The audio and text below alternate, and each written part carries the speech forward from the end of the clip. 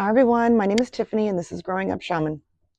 Today I wanted to tell a story about a number of experiences that I had when I was camping on Cheyenne Mountain.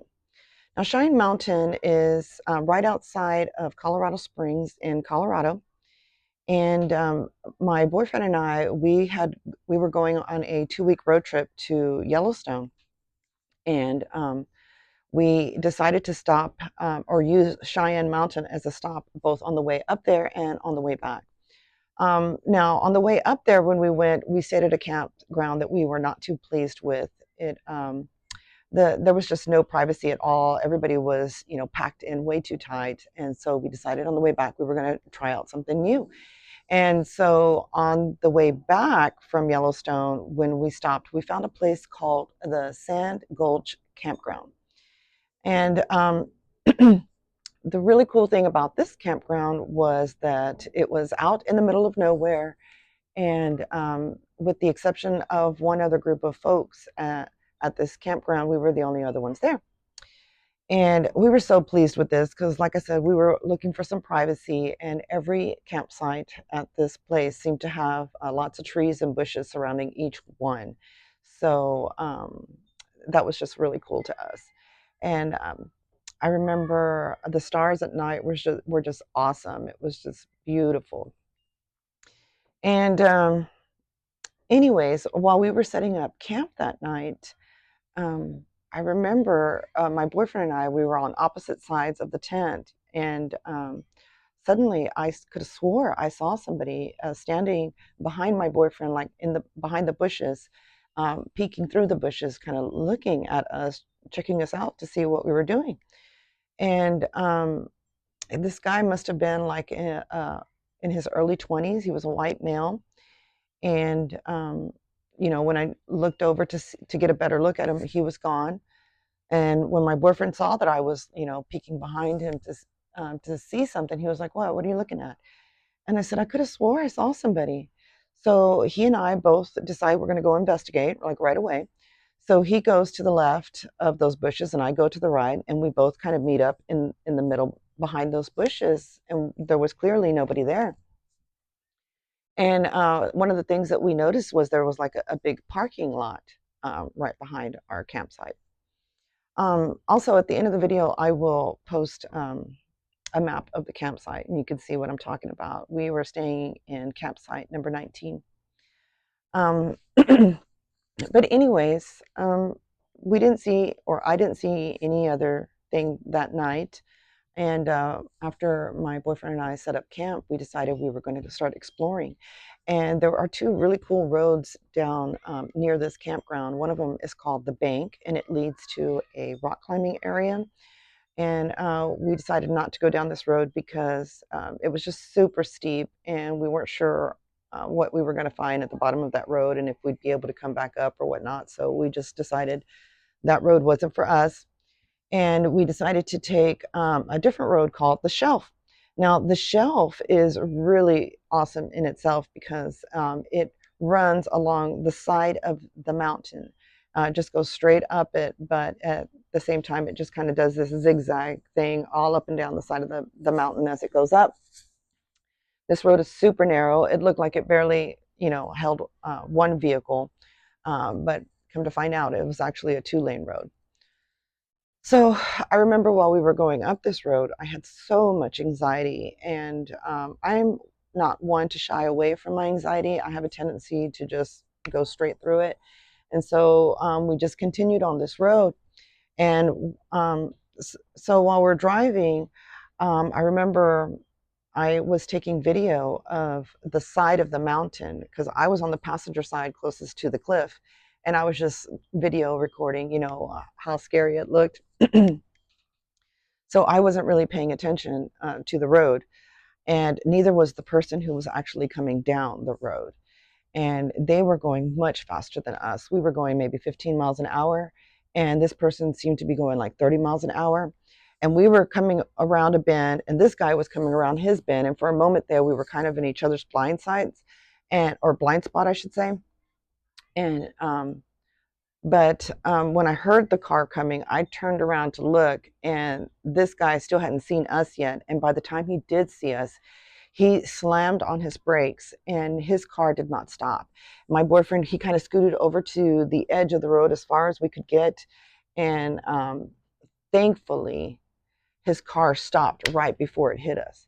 My boyfriend and I were in such shock that we didn't even say anything to this guy. We didn't even scream or yell. We were just like, you know, and because if you think about it, if that guy would not have stopped like 1 second later, he would have hit our vehicle and we would have been pushed off that mountain and nobody would have ever found us.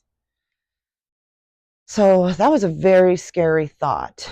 And it was one that afterwards I kind of started crying and I was like, get me off this road. I went off this road, get me down. We have to turn around, and we didn't really have a place to turn around at that point. So we had to actually keep going up the mountain until we found another one of these cutouts where it was safe enough for us to, turn around. We actually got out of the vehicle at that moment and just to take on the view. And I wasn't in any kind of mood to look at the beauty of the of the view. I was actually recording the road that we just came up and trying to show people how scary it was, that what we had just experienced. I just felt like we had almost lost our lives. But anyways, we ended up getting off the mountain, or not off the mountain, but off of that shelf road, and headed back to our campsite for the night. And we ended up, making dinner or whatnot, and going to bed. And I remember, like at 3 or 4 in the morning, I had to use the restroom, so I got up, and there was a restroom near our campsite, so that wasn't an issue. And I decided on the way back up that I was going to charge my phone in the truck. So I'm sitting in the truck, and it's probably about, I don't know, maybe 4 or 5 in the morning, and I had the windows of the truck rolled down in case my boyfriend was looking for me, or was yelling for my name or anything. I would be able to hear him, and I could say, "Hey, I'm here," But so I'm just sitting in there YouTubing or whatnot while I'm charging up my phone, and suddenly I hear some footsteps, and I just assumed they were my boyfriend, and just walking up to the truck. And so I hear them, and they're getting louder and louder, like they're coming right up to the truck, and but there's nobody there. I look to the side, and there's like nobody there. I'm like, well, that's weird. I was like, well, maybe I'm just, imagining things, because it's dark, it's kind of spooky, and I'm by myself, and and then a few moments later, I hear it again, but this time I hear footsteps coming on my side of the truck, and I look out the window, and there's nobody there. So I decide I'm going to bust out this like headlamps that I have. They're really high quality, the kind that you go diving with. They can see through water like 100 feet ahead of you. I put on these very bright this headlamp, and I start walking around the area, walking around the truck, walking over there behind that parking lot, behind the bushes behind our campsite. And I even walk all the way back down to the restroom and look to see if there's anybody there. And there was just absolutely nobody.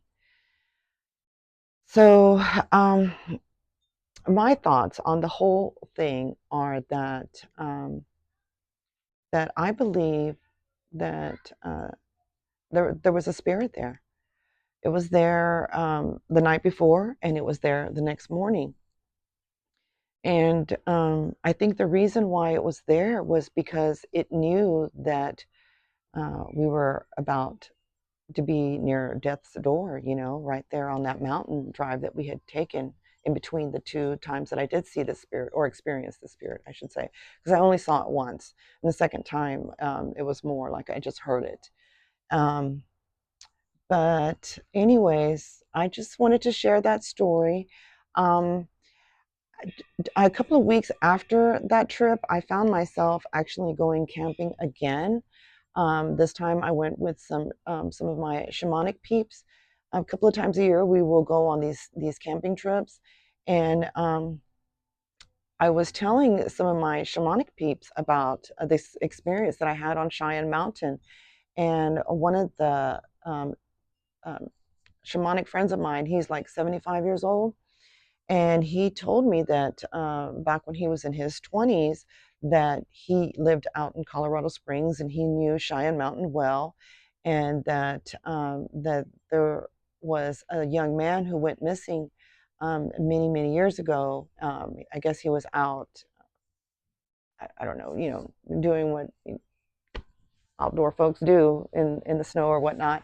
But he ended up getting caught in a snowstorm, and they sent a rescue team out for him, but they were not able to find him until it was too late. And he believed that the spirit was this man. And I have not been able to confirm that.